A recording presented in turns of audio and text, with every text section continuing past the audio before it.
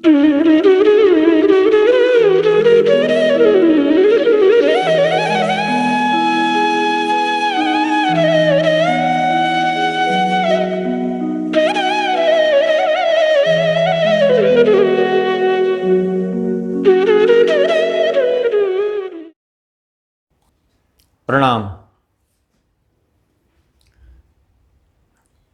अभी तक आपने ग्रह कितने होते हैं और राशियाँ कितने होते हैं उस विषय में जाना। आज हम जानेंगे राशियों के विषय में कि स्त्री पुरुष राशि कौन सी होती हैं, राशियों का स्वभाव और राशियों की दिशाएं।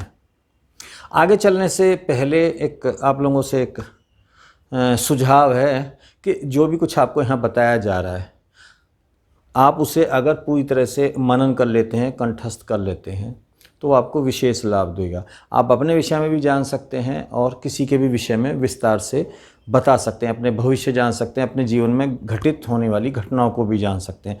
लेकिन उसके लिए ये सब कुछ आपके याद होना चाहिए।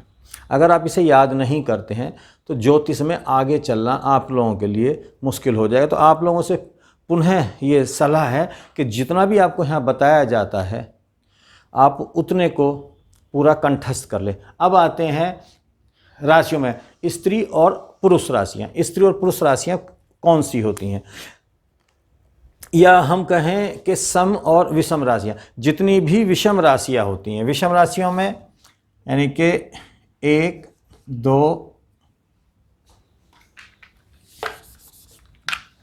1, 3, 5, 7, 9 और 11। 1, 3, 5, 7, 9, 11 ये राशियां विषम राशियां हैं। जब इसके पहले पाठ में हमने बताया था कि आप राशियों के साथ साथ उनके नंबर्स याद रखें, क्योंकि आगे जितने भी अभ्यास चलेंगे उसमें ये नंबर्स के माध्यम से ही आपको चीज़ों को पता चलेगा। अब इस चीज़ को आप एक ऐसे ही मान लीजिएगा कि जैसे आपके सामने कोई लगन पत्रिका आती है या आपकी अपनी जन्म पत्री भी होगी, उसमें भी आप देखेंगे तो यहाँ पे आपको नंबर लिखे दिखाई देंगे कि 5 नंबर, 6 नंबर, 7 नंबर। अब 5 नंबर जो होता है ये सिंह राशि का होता है, तो समझ लीजिएगा कि सिंह राशि लिखी हुई है। तो इसी तरीके से नंबर्स को याद कीजिएगा। तो जितनी भी विषम राशियां हैं यानी कि मेष है, मिथुन, सिंह,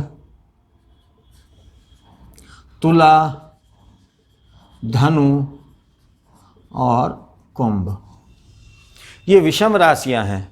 और जितनी भी विषम राशियां होती हैं वो सारी की सारी राशियां पुरुष राशि कहलाती हैं। हम इनको पुरुष राशि भी कह सकते हैं।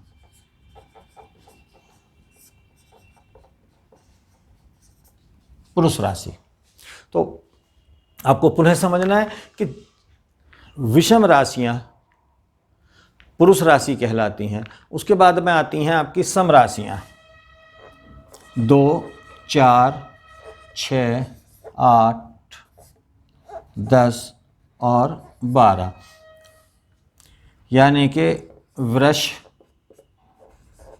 कर्क, कन्या, वृश्चिक, मकर और मीन। ये सम राशियां हुई। जितनी भी सम राशियां होती हैं वो स्त्री राशियां कहलाती हैं। जो पुरुष राशियां होती हैं वो बलशाली राशियां कहलाती हैं, और जो स्त्री राशियां आती हैं, सम राशियां होती हैं, वो सौम्य राशियां कहलाती हैं। अभी केवल आपको इनको याद रखना है कि पुरुष राशि कौन सी हैं और सम राशि कौन सी हैं। इनका प्रयोग कैसे होगा, कहाँ कहाँ होगा, किस प्रकार से इनका प्रयोग किया जाएगा, वो जब आप आगे के पाठ पढ़ेंगे उसमें आपको विस्तार से बताया भी जाएगा और आपके समझ में भी आएगा। लेकिन जब तक आपको ये याद नहीं होगा, जब तक आप आगे की चीज़ें नहीं समझ सकते हैं। दूसरे नंबर पे हम बता रहे थे आपको राशियों का स्वभाव। राशियां का जो स्वभाव 3 प्रकार का होता है, चर यानी चलायमान, स्थिर और दो स्वभाव यानी कि चर। हम पहले चर की बात करते हैं।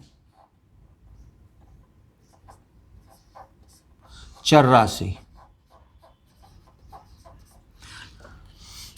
ये 1, 4, 7, 10, यानी कि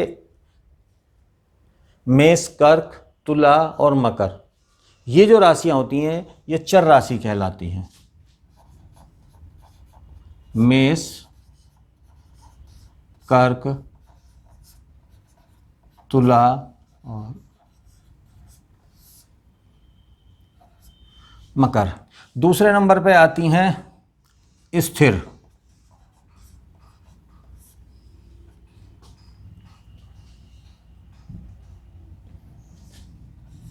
दो, 5, 8 और 11, यानी कि वृष, सिंह, वृश्चिक और कुंभ, ये स्थिर स्वभाव वाली होती हैं।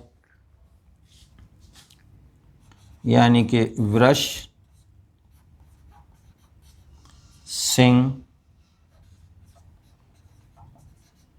वृश्चिक और कुंभ। उसके बाद में आती हैं द्विज स्वभाव,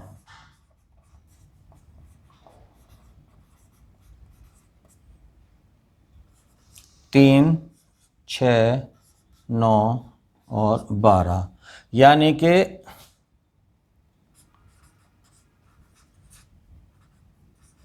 मिथुन, कन्या,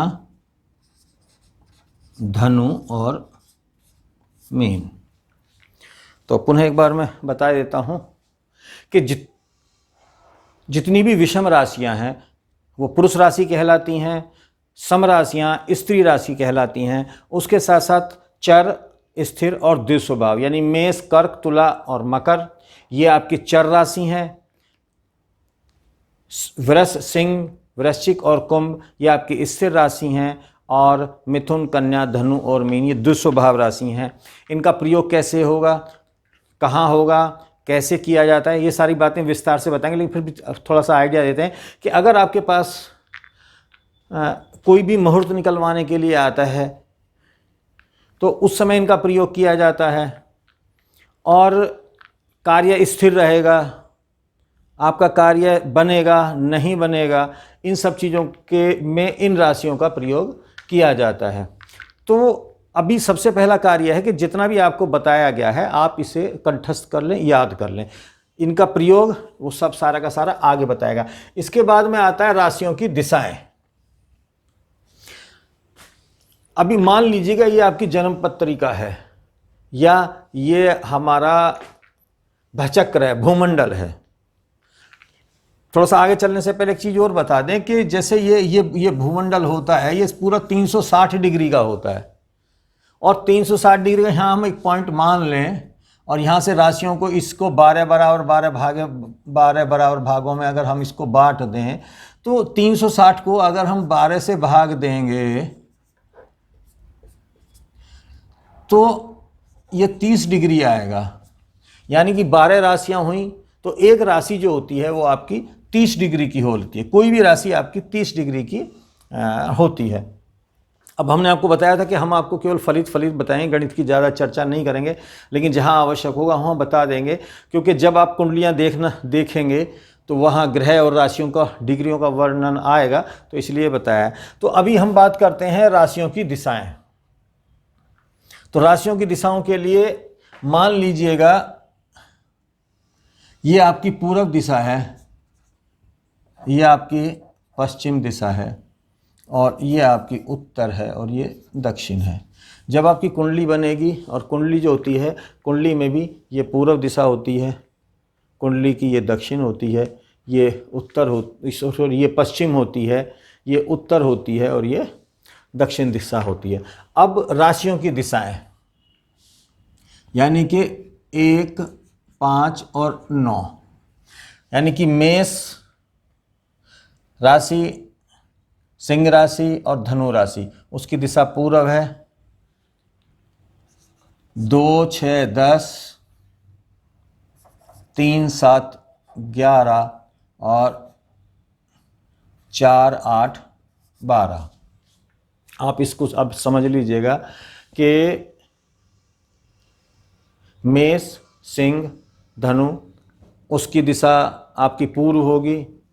2, 6, 10 में यानी कि वृष, कन्या और मकर, इसकी दिशा आपके दक्षिण होगी।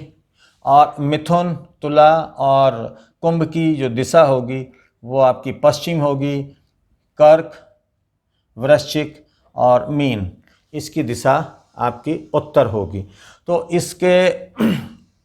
इसमें इनका प्रभाव कैसे देखा जाएगा और कैसी चीज़ देखी जाएंगी, कौन सी राशि कहाँ पे प्रभावशाली होगी, इन सब के लिए इन चीज़ों का प्रयोग, इन दिशाओं का प्रयोग किया जाता है। या आपके पास कोई क्वेश्चन लेके आ जाए कि विवाह किस दिशा में होगा, तब इन राशियों का प्रयोग किया जाता है कि आप उससे किसी भी व्यक्ति की विवाह की दिशा निकाल सकते हैं कि उसको वर कहाँ किस दिशा में मिलेगा या वधू किस दिशा में मिलेगी। या उसके साथ साथ कई बार ऐसा हो जाता है कि कोई सामान आज पूछने के लिए आता है कि मेरा सामान चोरी हो गया, मेरा सामान खो गया है, तो वो कहाँ पे किस स्थान पर हो सकता है, उस समय इनका प्रयोग किया जाता है। विस्तार से सारी चीज़ों को हम आगे बताएंगे। तो आज हमने 3 चीज़ों को बताया है कि स्त्री और पुरुष राशियों का स्वभाव और राशियों की दिशाएं। थोड़ा सा पाठ को अब जल्दी चलाएंगे, बीच में बहुत सारा गैप आ गया है, एक श्राद्ध पक्ष आ गया था उसमें व्यस्तता के कारण, और तो उसको भी हम कवर कर लें। तो थोड़ा सा पाठ को ज़्यादा थोड़ा सा लंबा करेंगे, तो इसलिए थोड़ा सा आपके ऊपर वर्कलोड बढ़ जाएगा। तो रोज़ का रोज़ याद करें और किसी भी पाठ को, किसी भी वीडियो को शुरू से लेके, प्रारंभ से लेके अंत तक देखें, तभी आपको समझ में आएगा।